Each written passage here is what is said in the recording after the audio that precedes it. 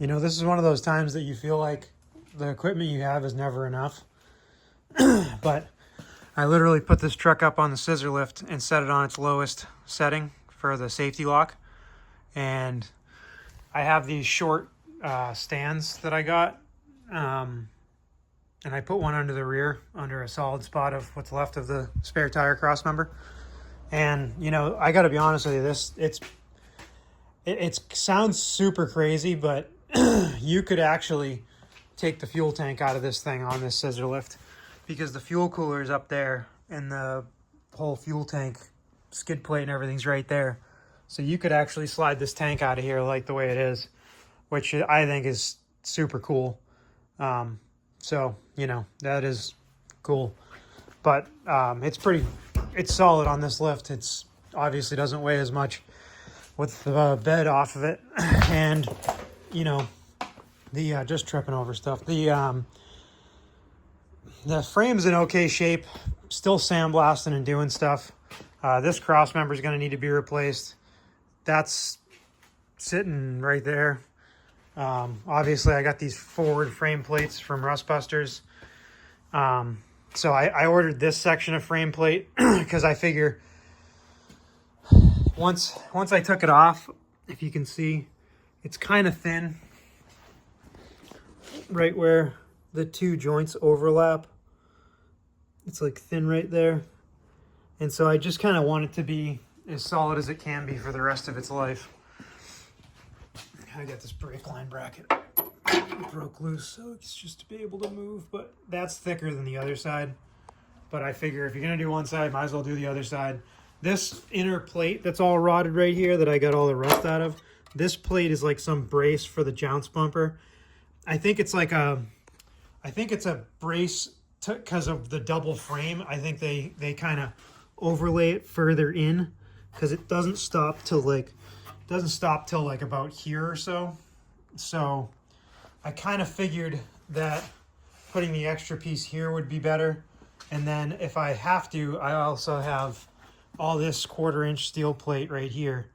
I can always plasma cut a piece out to go from like right here to right here to strengthen that up if I wanted to or thought it needed it.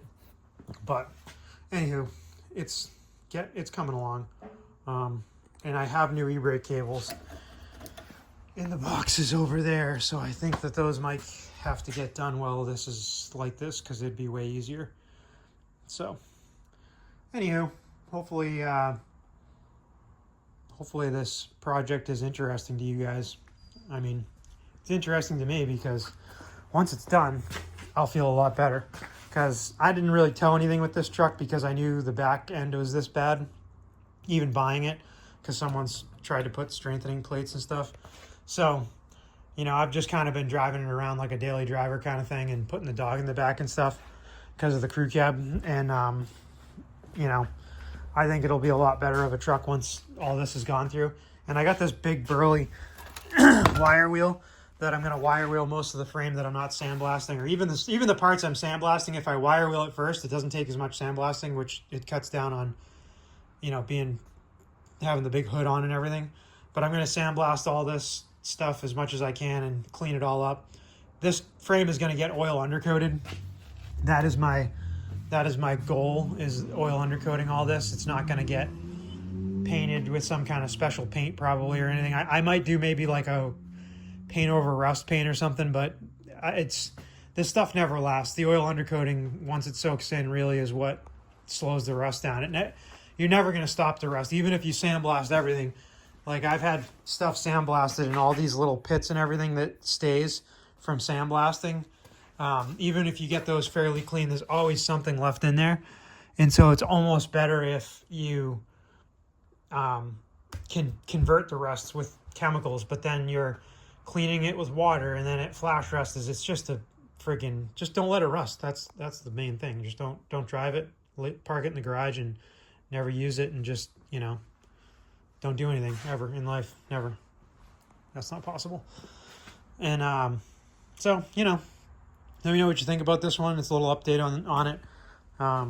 Just, you know, kind of kind of calling it. I guess it's like a little bit of a little by little kind of project, like always. Just working on it when I can. It's possible I might hit it hard this weekend. Maybe I'll make a couple videos.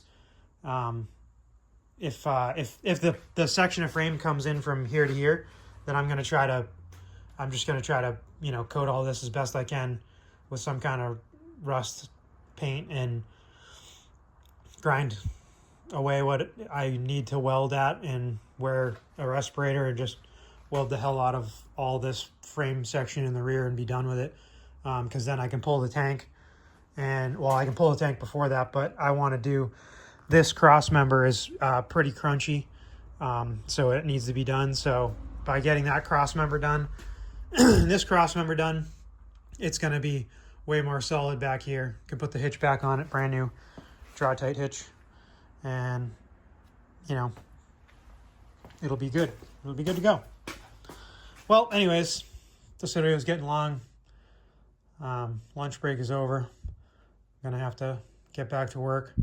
So, you know, let me know if what do you think I should do next after doing all this. I've got the original bed that was on it that it's mint, but I also have a utility body that I could put on it if I really wanted to. So there's those two options. Anyways, I hope you like this video and this content. Share it with your friends if they won't like it. That way they can give me some comments. And, you know, until next time, guys, we'll catch you on the next project. On this thing, probably.